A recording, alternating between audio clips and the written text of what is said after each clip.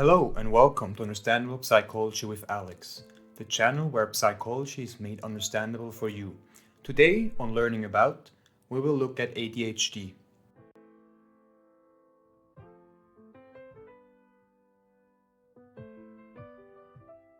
Already as early as 1845, Heinrich Hoffmann described children as fidgety or Hans peekaboo for walking the planet without paying much attention on their surroundings.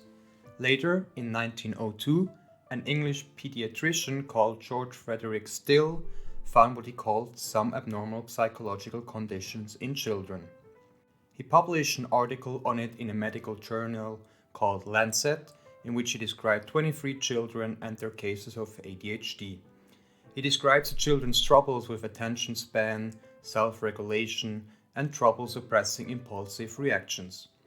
Less focus on children, but nevertheless early in ADHD history, the American psychologist found that a certain group of people with ADHD had trouble controlling their impulses.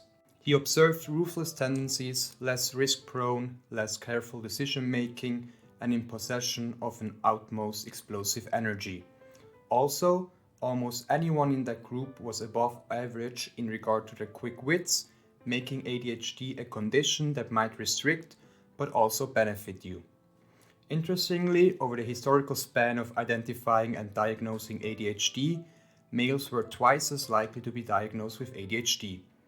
This isn't due to the fact that females are less likely to have ADHD, but rather that symptoms are differently in females and therefore are mislabeled instead of diagnosed with ADHD and are unusually represented against the men in research. So what is ADHD? Attention Deficit Hyperactivity Disorder is a neurodevelopmental disorder most commonly diagnosed in children in school age, but ADHD can affect anyone at any age.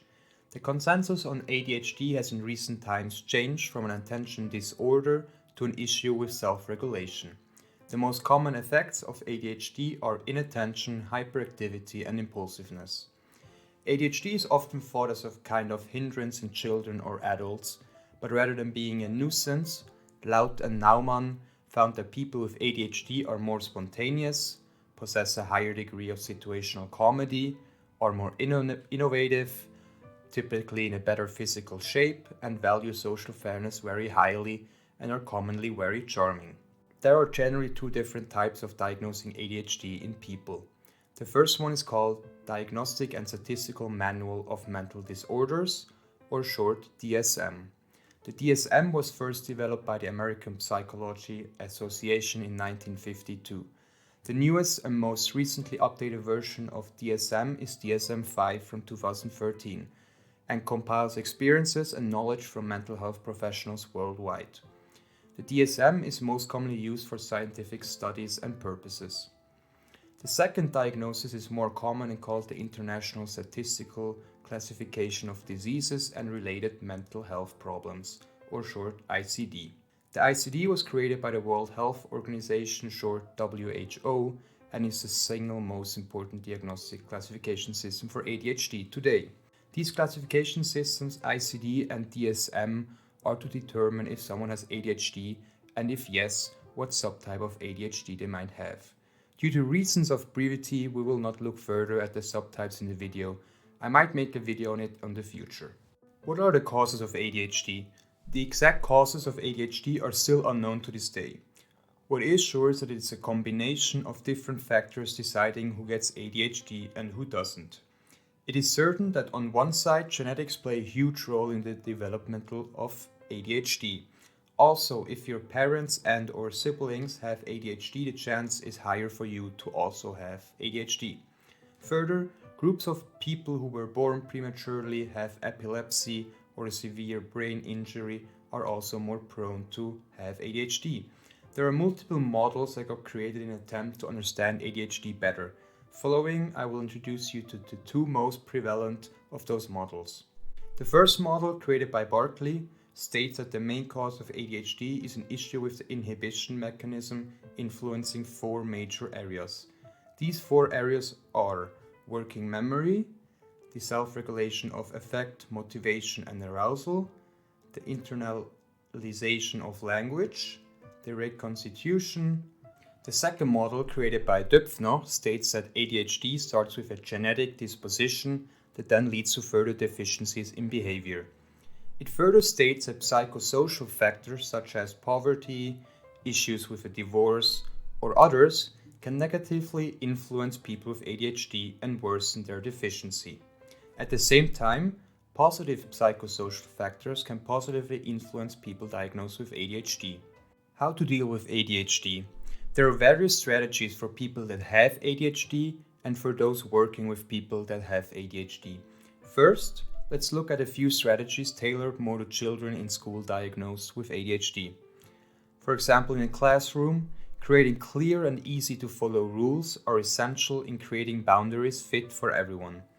Another easy to implement strategy would be giving the children shorter exercises and gradually lengthening them as they solve the previous ones, slowly training your children to increase their attention and concentration on a problem.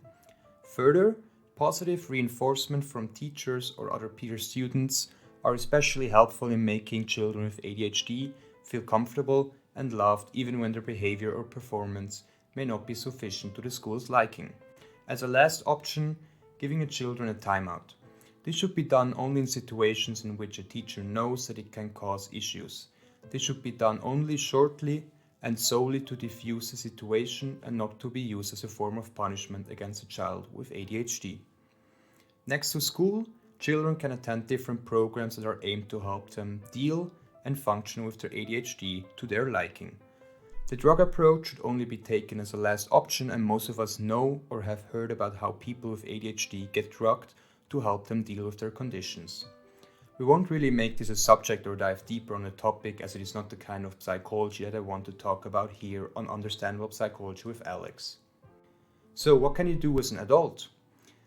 Just like I just mentioned, also adults can fall back on dealing with their ADHD through drug intake, minimizing the negative effects caused by ADHD.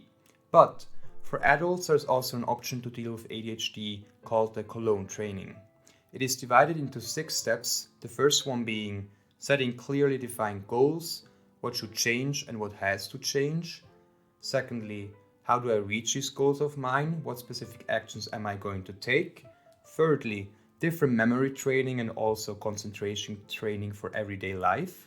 Fourth, defining priorities, what is important, what is not. Create a structure for your day. Fifth, improving communication. Different models of communication are looked at and learned. And just as in overthinking, communication is key. Sixth, recap. What worked during my Cologne training and what did not? What would you have to change to reach all the goals set in the beginning? This was Understandable Psychology with Alex. Thank you for listening on learning about ADHD. I hope you enjoyed the video, and I wanted to thank all of you who have subscribed to not miss the next Understandable Psychology video. Have a great rest of the day.